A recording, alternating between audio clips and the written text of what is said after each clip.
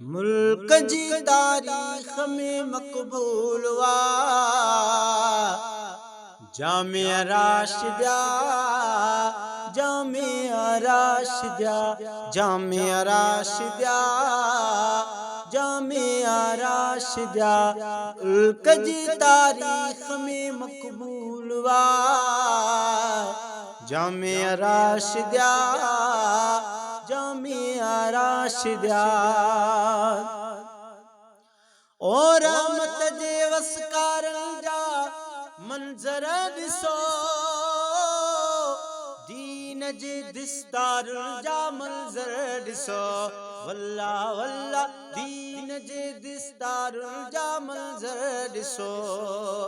हर दुआ हिन जायते कबूल वा जामिया राशिदा जामिया राशिदा जामिया राशिदा जामिया राशिदा मुल्क जी तारीख में मकबूल वा जामिया राशिदा जामिया राशिदा ओ जण तका कूजल सदी कतारया तालिबन जो पान में की प्यार वा वल्ला वल्ला तालिबन जो पान में की प्यार वा इल्म वारन जो इहो यूसूल वा जामिया राशिदा जामिया राशिदा जामिया राशिदा जामिया राशिदा मुल्क जी तारीख में मकबूल वा जामिया राशिदा जामिया राशिदा ओ दीन जा मरकज ही खोलाया खणी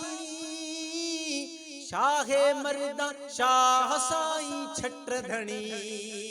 वल्ला वल्ला शाहे मर्दा शाह साई छत्र धनी राजी जैते अज अल्लाह रसूल वा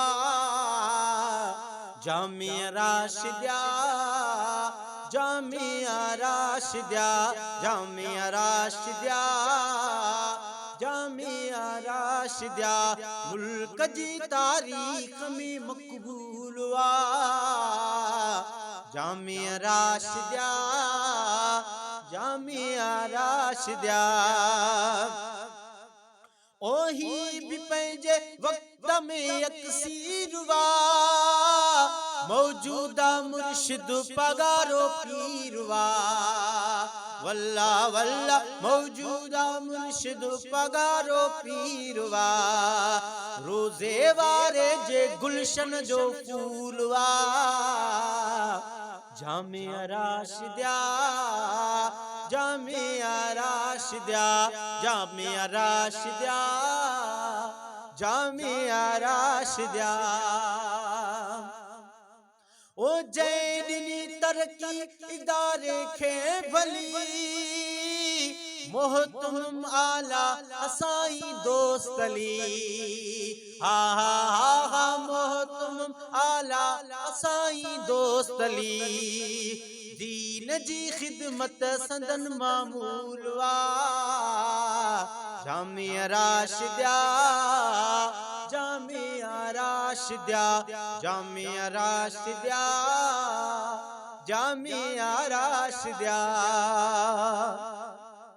ओ व्या कमाए कुर्ब मुझेड़ा गरीब वाह जे तुझा नवाजन थया नसीब वल्ला वल्ला वाह जे तुझा नवाजन थया नसीब दिल सजन जी तार में मशगूल वा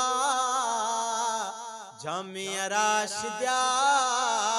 जामिया राशिदा जामिया राशिदा जामिया राशिदा मुल्क जी तारीख में मकबूल वा जामिया राशिदा जामिया राशिदा।